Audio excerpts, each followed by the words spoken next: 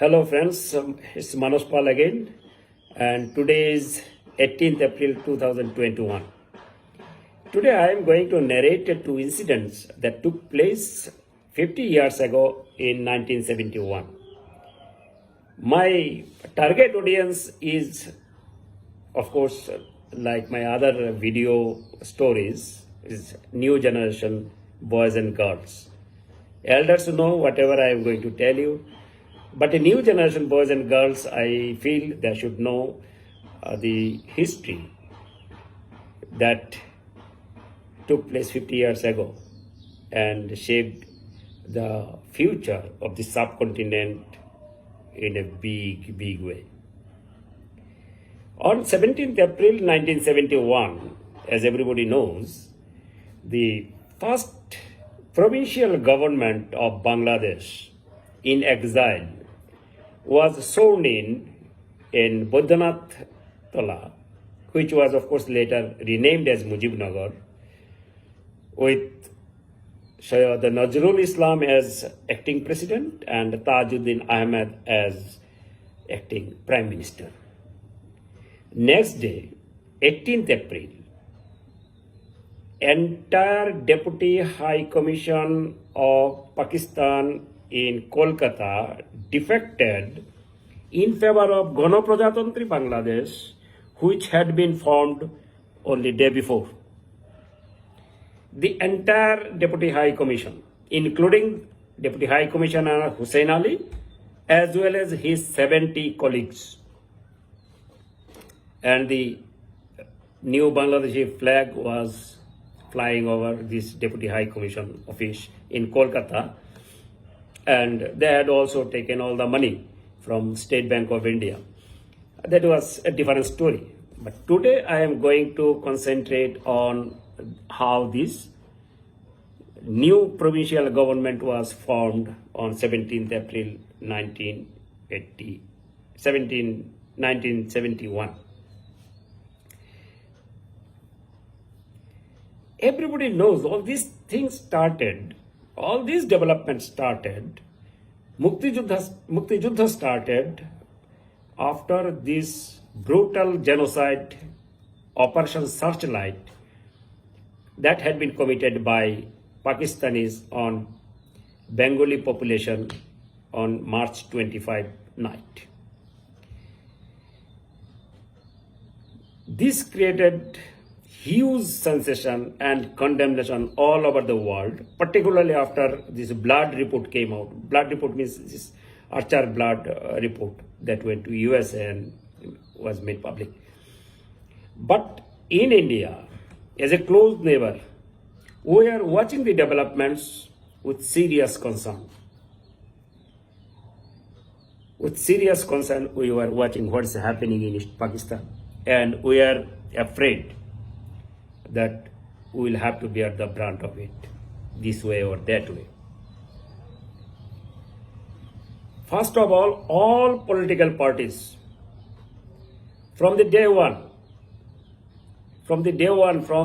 I call March 27th is the day one after this declaration of, this war by all these military officers, Major Jia, Khalid Musarraf, Major Safiullah, Major Siyar Datto and all.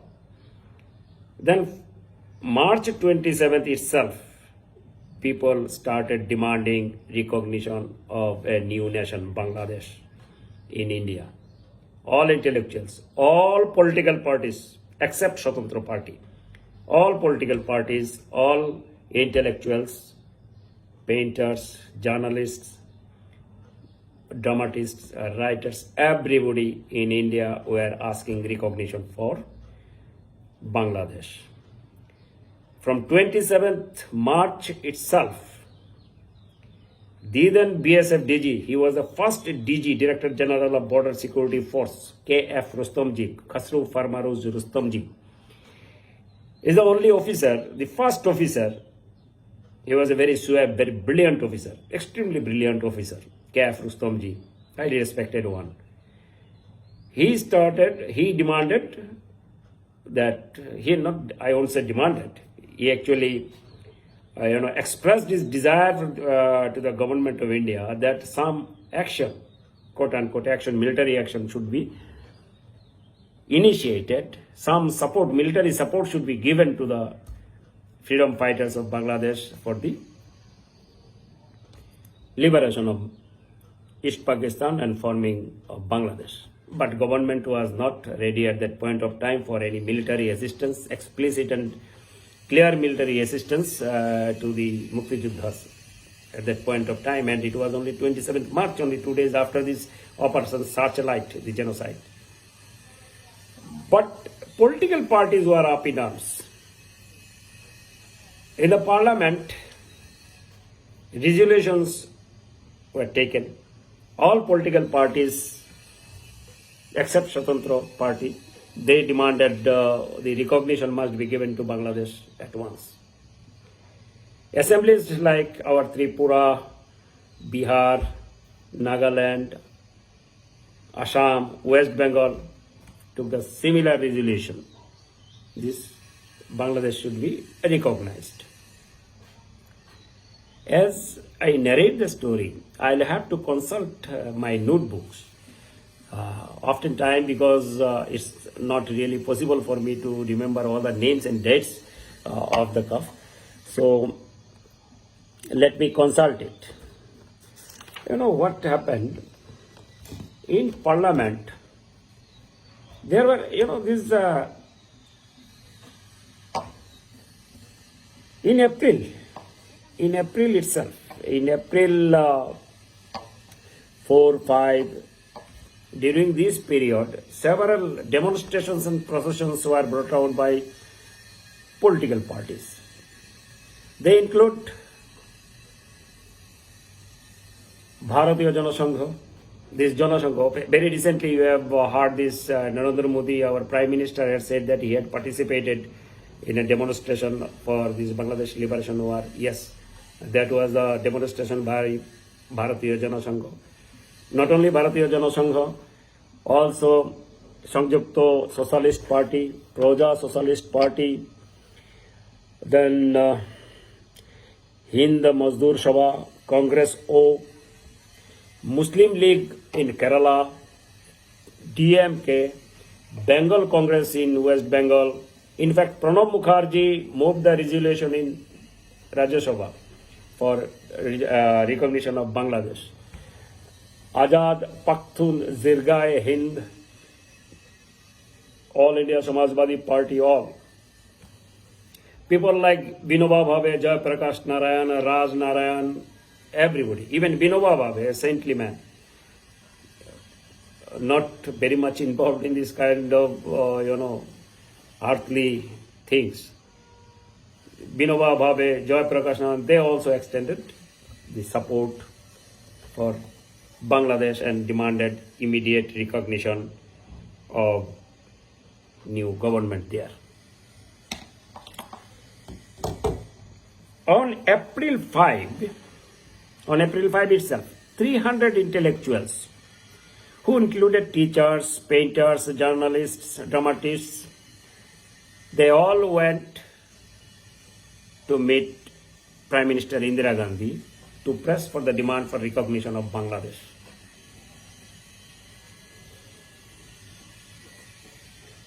Even K. Subramaniam, the Doyen of Indian Strategic Affairs, is a very big name, K. Subramaniam, and he was at that point of time director of ITSA. What K. Subramaniam said and what he said made a lot of difference, because as a strategic affairs expert, he was considered as, this an authority. What he said, let me quote.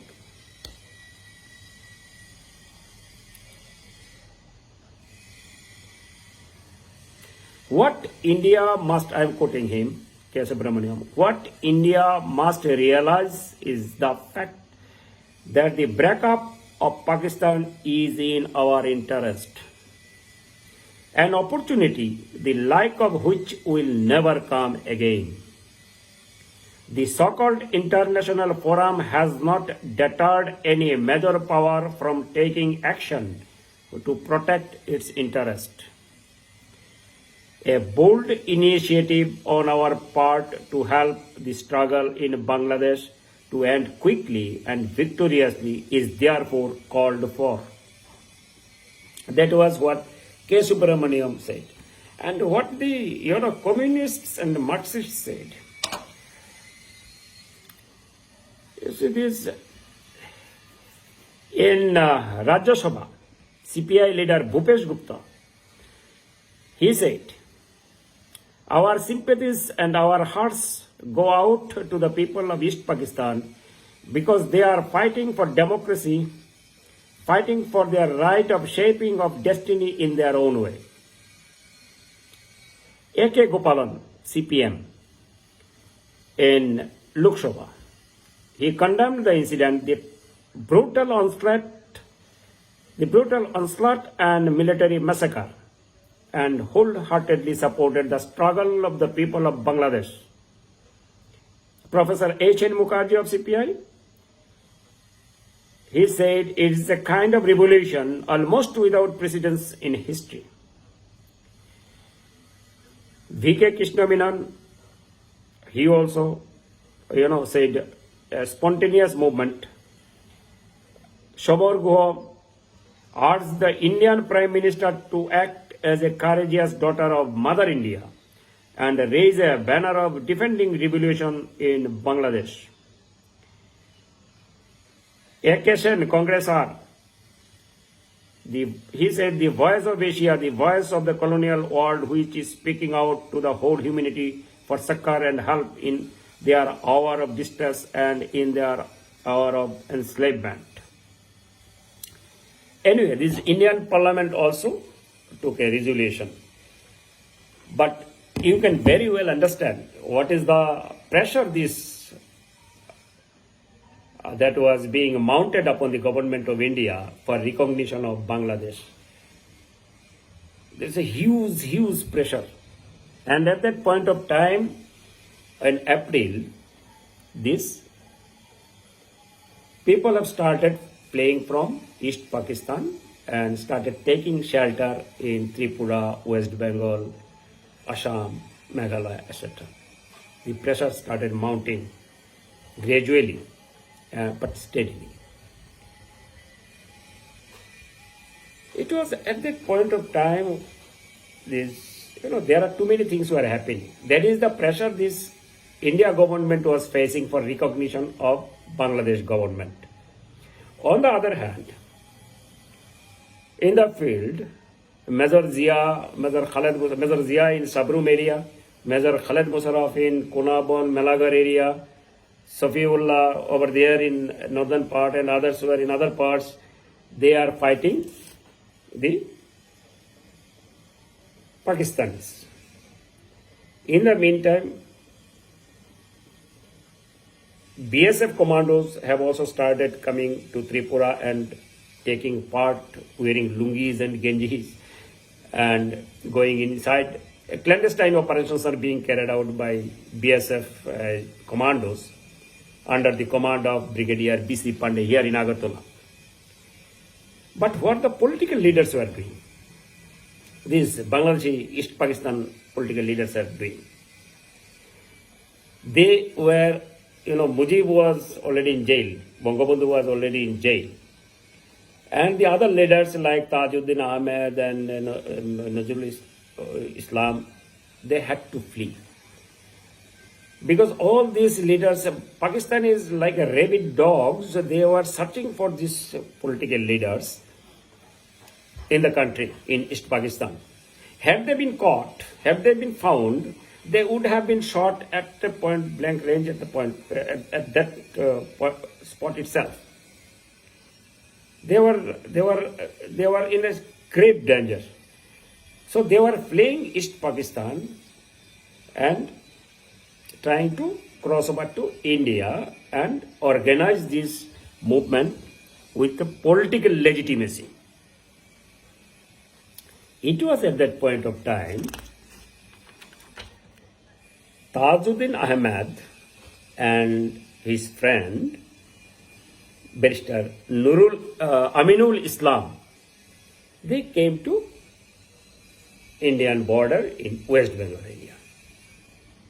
From there, they sent two officers, let me quote their name, Tawfiq Ilahi Chaudhuri, SDPO Meherpur, and Mahabubuddin, SDPO Jhinaidah, to the Indian BSF BOP with a request that they want to cross over to India and meet the Indian authorities. So they had one condition, of course. Tajuddin Ahmed should be given, if he is accepted in India, if he is allowed to cross over to India, he should be given, he should be accepted with due protocol, because he is an elected, leader. So when this BOP commander got this request from these two officers, Tawfiq and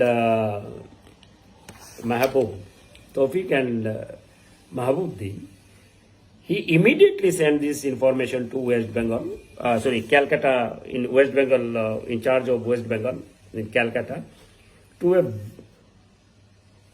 IG BSF, who happened to be a very brilliant officer, Gulok Bihari Majumdar, goes by the name of Gulok Majumdar. Everybody knows about his Gulok Majumdar. And I heard that he happened to be an SP at a point of time in Tripura too.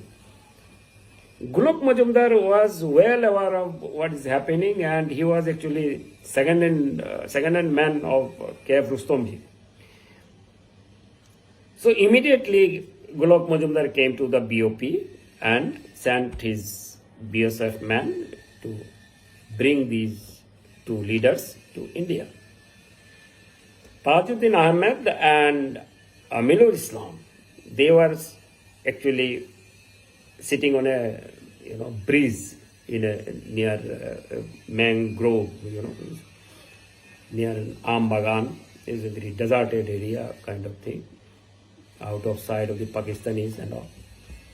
And this BSF man went there with a boat and gave a guard of honor, in whatever manner is possible at that point of time, to Tajuddin, and with all respect and his protocol, he was brought to India. And both of them were wearing only lungi and sendubeni and genji. They were starving. They came down to the border all the way from Dhaka by foot. They were walking down to reach India. After they reached India, they were taken to Calcutta, and that was on 30th March. And immediately this BSF DG K.F. Rustomji was informed, and he flew down to Calcutta on that night itself from Delhi. K.F. Rustomji came and they went to New Market, bought these some dresses, pajama, Punjabi, suit, trousers, coat, and all these things, shirts for Aminul Islam and Tajuddin Sahib. Then they were taken to Delhi for meeting with Indira Gandhi. Tajuddin had specifically requesting for meeting with Prime Minister of India, Indira Gandhi. So they were taken to Delhi, and on April 4, they met Indira Gandhi. Let me consult my notebooks who are there with them.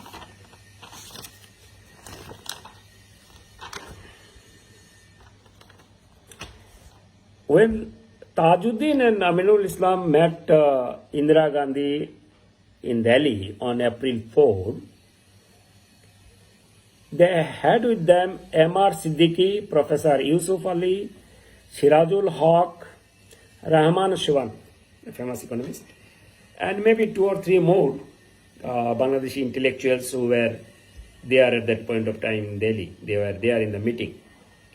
In the meeting, Tajuddin and all the leaders, they were pressing for one thing: please give recognition to Bangladesh government so that this fight against these Pakistanis get some legitimacy and acceptance all over the world, that it is backed by government and it has got the political element component in it.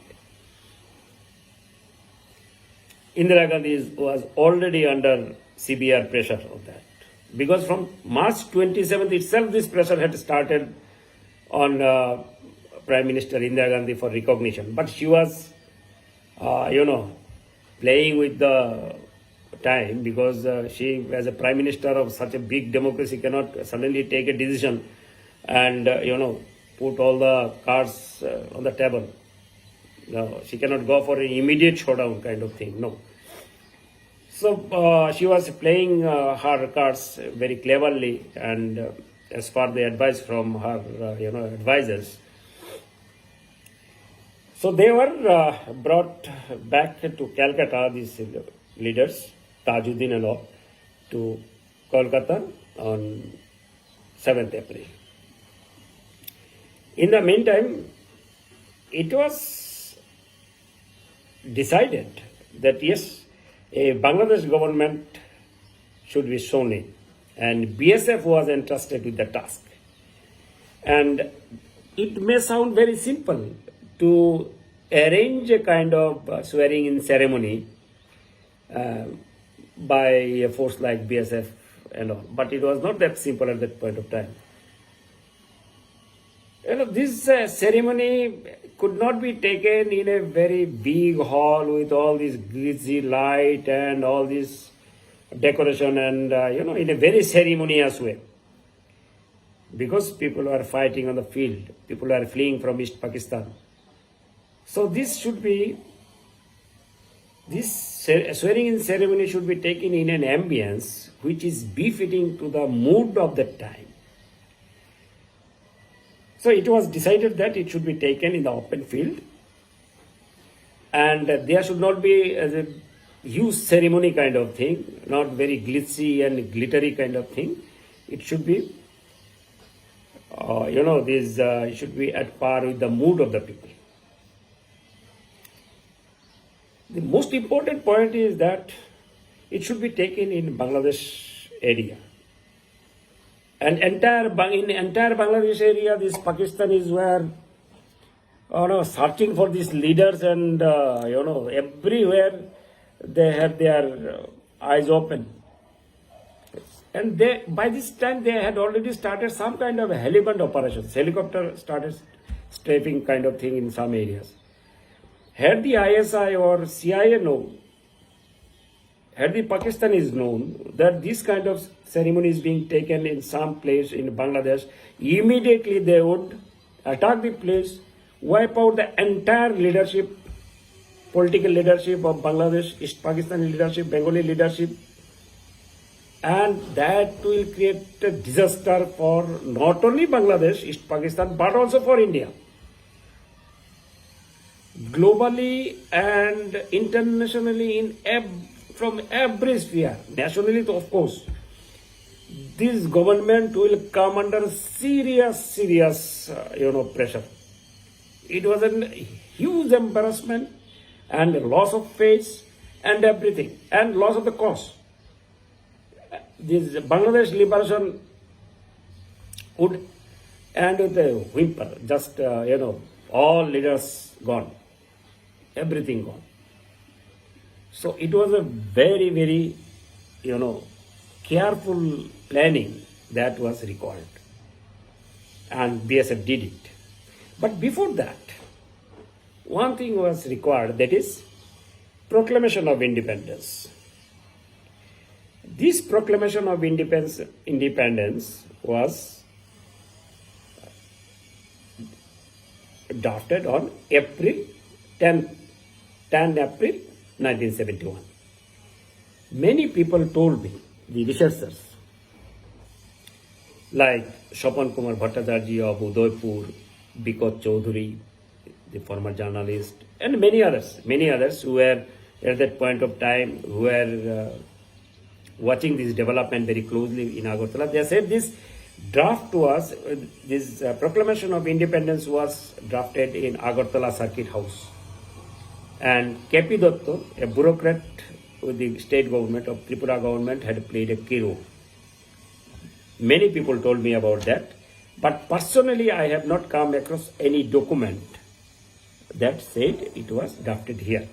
But they knew and they told me so. Whatever. This Proclamation of Independence for Bangladesh was declared on April 10, 1971. Now the second phase comes, how this government will be formed. This was drafted by the BSF legal officer, chief legal officer of BSF, N.S. Bains, B-A-I-N-S. It was drafted by Colonel N.S. Bains, who is a legal officer of BSF, and this draft was approved by Subroto Rai Chaudhary, an eminent barrister of Kolkata. There are lots of meetings, how this swearing in ceremony will happen, and there are other issues also. One issue was that what will be the name of the new country? By this time, everybody had already started calling it Bangladesh. Bangladesh, the name Bangladesh is already there. Even in Madison Square, they started this song, this Harrison Ford and John Baez and all the, Ravi Shankar and all. Those concerts and everything. Besides that, there's in Bangladesh itself, in East Pakistan itself, they had already started calling it Bangladesh. But still, to make it officially, they had to discuss this matter. So they had some other names also, Shadhin Bangla. Then some said no, Shadhin Bangla after it is liberated, is independent Bangladesh. This Shadhin Bangla doesn't mean anything actually. So let's talk about Bongo Bhumi. Then they said no, foreigners won't be able to pronounce it properly. Then they talk, let's call it Bongo. Then they said no, Bongo, then people will confuse it with Paschim Bongo. So ultimately they start to this Bangladesh is okay. It's already there. Let's go for Bangladesh. Then what will be the this national anthem for this country? There are two songs that they zeroed down. One is Dhano Dhanne Pushpe Bora, and the other is Amar Sonar Bangla Ami Tumaye Bhalobashi. Ultimately, this Amar Sonar Bangla Ami Tumaye Bhalobashi, this song was very favorite of Bangabandhu Mujibur Rahman, so it was also chosen. Then comes the this flag. What will be the flag of Bangladesh? So naturally, Bangladesh being a very this green and all, so this green flag, and since it's being born through a revolution, so they thought of a red sun. But then there is a problem that people may confuse it with Japanese flag and all. So what they did, they put the Bangladesh map also into it. As all these things happened, so next part is how the publicity should be given for this swearing in ceremony. Without publicity, the purpose will be lost. Entire world must know that a government is there, a government has been formed, and this government has declared war against Pakistanis. It was a huge task. And this was done very brilliantly by this public relation officer of BSF based in Kolkata. He is Mr. Bose, S.R. Bose. I think S.K. Bose or S.R. Bose, something like that. He contacted 82 journalists, most of them foreign correspondents from USA, UK, Russia, then Canada, Australia and all. They were contacted and they were told that one big event is going to happen. If you want to witness, you come over. So they came over, and in Calcutta, they were, and that was this message went on 16th April night only, because even the reporters were not given much time to discuss and talk to each other and speculate. So you come over immediately, and they came over, and at night they were kept somewhere, and 18 cars, 18 jeeps, 18 BSF jeeps, one bus, and 2 more vehicles were lined up in the night in the Calcutta road, and they were taken in these vehicles. And in the midnight they started moving out, so that people are not aware. In Calcutta, people, they don't see this convoy is going somewhere with BSF and many foreigners inside. Foreigners means foreign correspondents. They reached over there at Baidyanath Tola. And this area, Baidyanath Tola, is also known as a Bhaber Par. Actually, this area was chosen by Aminul Haq. He had once been there for a meeting, and he knew this location. This area is actually jutted into this Indian territory, and in the 3 sides is covered by Indian land mass and all. So BSF, what BSF did to prevent any Pakistani operations, they had even deployed anti-aircraft gun to everything. It's a huge deployment was made, so that everywhere, so that even if Pakistanis come to know about this swearing-in ceremony beforehand, and if they want to attack, they should be repelled with real force and all. But as it happened, this neither CIA nor ISI, no Pakistani establishment could get any idea as to what actually happened. It was only after this press conference was held and this news flashed all over the world in the news media, morning media and all, that people came to know and got stunned. So this area in Baidyanath Tola, this on 17th April, this swearing-in ceremony was conducted. They were given guard of honor by these Mukti Juddhas, not in a very good, very formal dress and all, but whatever dress they had and arms they had given a proper salutation and proper guard of honor to the political leadership. Their acting president, Sayyid Nazrul Islam, and their Prime Minister Tajuddin Ahmed, there were Colonel M.A.J. Usmani, there were Khandakar Mustaq, and other political leaders, all were there in the dais. And to sing their national anthem, BSF also brought a troop from Krishnanagar to Baidyanath Tola. The first, officially first national anthem of Bangladesh was sung by a troop from Krishnanagar, West Bengal, in Baidyanath Tola. So after this swearing-in ceremony is over, and there was an informal chat with the journalists. One journalist, asked Tajuddin Ahmed, Sir, Mr. Tajuddin, do you have any plan to give this place a name? Or will you call it as Baidyanath Tola or Bhaber Par all the time? Then all these matters were discussed at a point of time with BSF and government authorities. Threadbare discussions, minute to minute, second to second, and all these points were covered. But this point was never, crept in their, discussion. The name of the Baidyanath Tola, whether it should be renamed and all.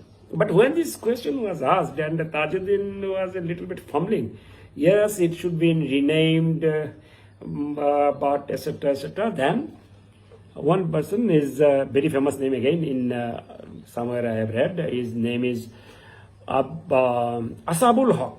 Asabul Haq, he maybe one surname is also there. Asabul Haq Juardar. But Dr. Asabul Haq whispered to Tajuddin Ahmed, why don't you rename it after our leader Mujib Bhai. Let's call it Mujib Nagar. Then Tajuddin said, yes, we'll rename it as Mujib Nagar. So this Badrinath Tola became Mujib Nagar. Yesterday in Bangladesh, they celebrated Mujib Nagar Day. That was the day this provincial government in exile was sworn in with direct help from BSF. This is for my new generation friends. Maybe another day I'll tell you how this defection took place of this Deputy High Commissioner of Pakistan in Kolkata in favor of Govt of Bangladesh on 18th April 1971, 50 years ago. Thank you very much.